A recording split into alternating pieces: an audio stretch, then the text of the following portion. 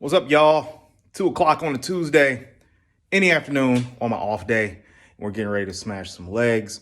Last week, legs was, you know how you just feel old? If you're young, you won't know what I mean for a few more years. But if you're over 40, over 35, you just feel old and nothing was clicking. So decided to just, instead of training in the morning, just wait a few hours. Literally took a couple showers just to get warmed up. It's actually a nice day out here in Omaha, so hopefully my knees and low back cooperate with me today. So again, we have legs on the menu, and I'm throwing the kitchen sink at them today. Got some cluster sets. We're gonna have some EMOMs, hopefully, if my knees hold out, and then we're gonna get up out of there. It's gonna be kind of a low volume session, but it's gonna be a lot of intra-set volume, i.e. cluster sets, EMOMs, and it's gonna be a lot of reps. So we're gonna really work to facilitate a strong pump today, give some signaling to that muscle to grow, and then we're gonna keep it pushing. But I wanna take a minute just to show you two of the supplements that I've been using to really push through and get some of these workouts done. So the first one that I want to introduce to you guys is that I've been using this intra workout by Morphogen Nutrition called Hexogen. Keep in mind, I'm not getting paid for any of this at all. This is something that I ordered online and I have been interested in it for quite a while. So this is from my friend Ben Hartman out there in Ohio, doing big things with this nutrition company. So I just wanted to give him a shout out. This is probably one of the more comprehensive intra workouts in that you have cluster dextrin, D-ribose, dextrose, some glyceride, some creatine chelate, some turmeric. So you got some anti-inflammatories in there as well as a good amount of carbs, 25 grams of carbs per scoop. So I've been using that. And then on top of that, I almost, for my aminos, use Aminotart exclusively, or I use the Granite Supplements line of aminos, the essential amino acids there from the late, great John Meadows out there, again, in Ohio. But I've been using Aminotart almost exclusively as my aminos for the past couple of years. Project AD has really done a great job with that amino acid formulation. And you got about 1,300 grams or 13 grams of amino acids inside of here. So it's pretty much a powerhouse EAA supplement. So that's really been helping me push through a lot of these high volume, high intensity workouts that I've been doing, that you've been seeing me do, and that I will continue to do hopefully in the future with no injuries. So again, we're going to head out to Iron Heaven out there in West Omaha. We're going to get on some leg curl squats, you know how we do, and we're going to push really, really hard. So strap in, guys, and we will get ready to go. Okay, we're here, and we got a lot of equipment that we get to play with today for legs. So we're going to make it as brutal as possible.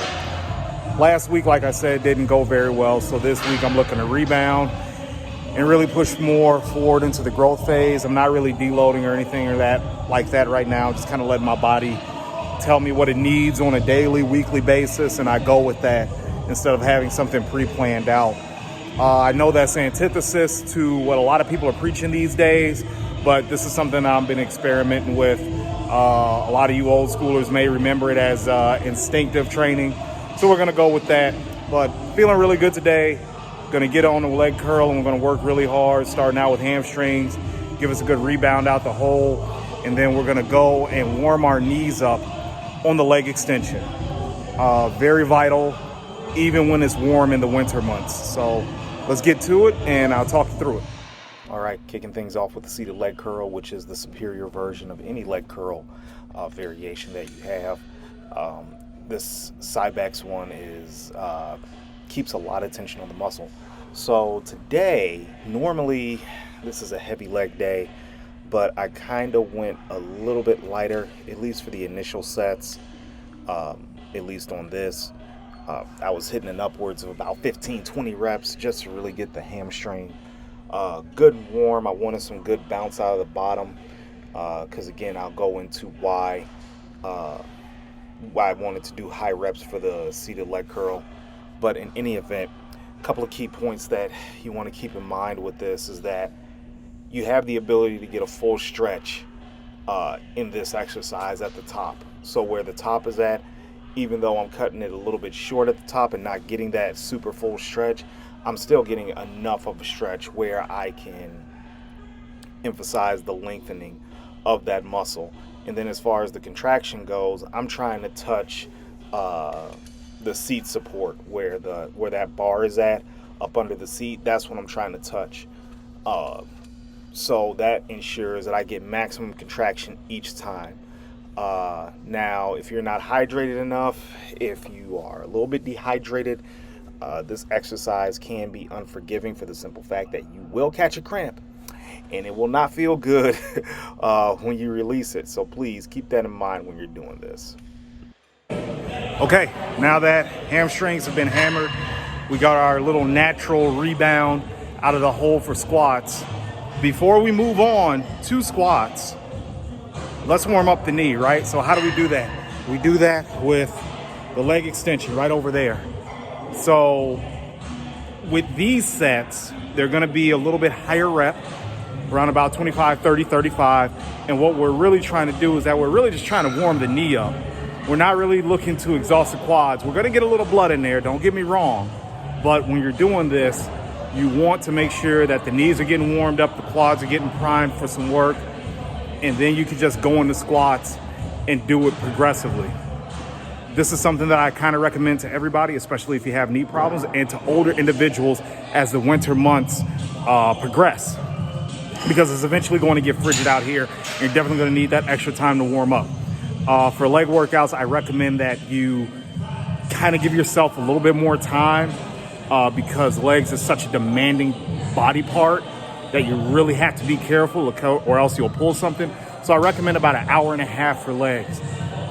If it takes you a little bit shorter time, great, but I recommend about an hour and a half.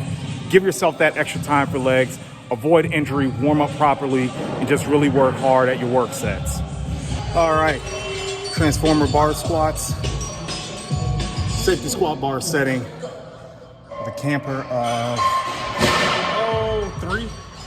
Yeah, so this is going to be the main quad builder today. I'm gonna really push it as much as possible. I got 315 for 6. I doubt I get that today, but we're gonna try. If I get to 3 plates, we're gonna push for 8. So hopefully my old ass don't pop anything. We'll see. Transformer bar squats. Okay, so here's the thing with that. I hit 315 on these a couple weeks ago, and needless to say, I did not do that again because 275 was a struggle. So what I'm trying to do is I'm really trying to emphasize quadricep development here. So it's already at an advantageous position with having it on the safety squat bar setting. The problem is that my body is doing what it will naturally do, and it goes back to my powerlifting days about my hips are shooting back. I'm going to explain all of this in the next clip, but I'm trying to emphasize quadricep development, and things just aren't going right from a set performance standpoint. So we're going to get into that right now. As I start my descent, you see my hips start to shoot back. That's not what I'm trying to do right now. What I'm trying to do is I want to stay as upright as possible, but my hips are shooting back. So that just tells me I am a hip and a back squatter, and my quads are getting that secondary pressure. So instead of trying to go up to demonstrate strength, what I did is I did 1 rep with 225 just to get primed for the weight that I'm about to use. Then I did a set with 275, and then I went ahead and dropped back to 185 to really feel those reps out and do that eccentric. But if you notice, once my hips shoot back, I lean forward quite a bit. We can talk about it being mobility, we can talk about it bad motor pattern, any of this, right? But the bottom line is that when I noticed that happening, I went a little bit lighter. So what you have to do as an older trainee, people that have wear and tear, whether you be man, woman, if you have wear and tear on your body, you're gonna have to adjust. So this felt like 315, even though it was 275. So I went ahead, called an audible, and went from there. Specialty bars are great in that they change up the loading pattern, but also at the same time, you still have a relatively high amount of load on your body that you have to account for. So squats was a textbook case of sometimes going lighter is better. So I was able to get in 2 sets of 8 with 185, felt fine, still worked, controlled the eccentric. Definitely not looking to break any world records. So like I said, I've done 3 plates for 6 before, but I feel that the lighter weight was a little bit more effective. So time under tension really played a role today, especially with my knees just not feeling great. So, old man tip, always adjust the workout if you need to. But now we're going to move on to leg press, and we're going to do every minute on the minute. I'm going to load it up to about 3-4 plates. Again, tried this last week, was hell on my knees, but today I think we'll be okay. So let's see what we work up to and then go from there. All right, so warming up on the leg press. This was an every minute on the minute set. So this lasted 10 minutes and 8 reps were done at the top of every minute. Why is this something that you want to throw in from time to time if you're an advanced trainee? More work in a decreased amount of time and gives you a very, very strong pump, which can actually help to improve your nutrient partitioning. So EMOMs are something I started doing on my pump day, but I quickly found out that they're way too intense to do on a pump day, which is generally geared toward recovery and just pushing blood in the muscle. So I've made it a part of my main leg day. So normally I could get up to 6, on a good day, 7 plates, about maybe 10 to 12 reps. But I just stuck with what I would normally warm up with, which was 4, stayed at 8 reps, and just pounded it out every minute on the minute. This is an advanced training technique. Beginners, I wouldn't use this. Intermediates, I use it sparingly. Advanced people that have trouble putting on size on their lower body, this in cluster sets, you've probably heard me say ad nauseum on Instagram and Facebook, probably the best ways to put on muscle. When you're younger, you can use rest pause and all that, but rest pause comes with a the way that is prescribed comes with a very benefit to risk ratio. And as you get older, the column in the risk column, the chips in the risk column begin to rise when you're using rest pause. Cluster sets are a little bit safer in that you are looking to just hit a certain amount of reps and not necessarily get to failure, and you're clustering it for several sets. So it's something that I recommend to a lot of people, especially the older folks. Again, if you're a beginner, I wouldn't recommend it, but if you're intermediate to advanced, I definitely would throw EMOMs and cluster sets in. So we're gonna do 2 sets on the leg extension cluster set style. We're gonna do 4 sets of 6, and we're gonna call it good because we got errands to run. And nothing fancy here.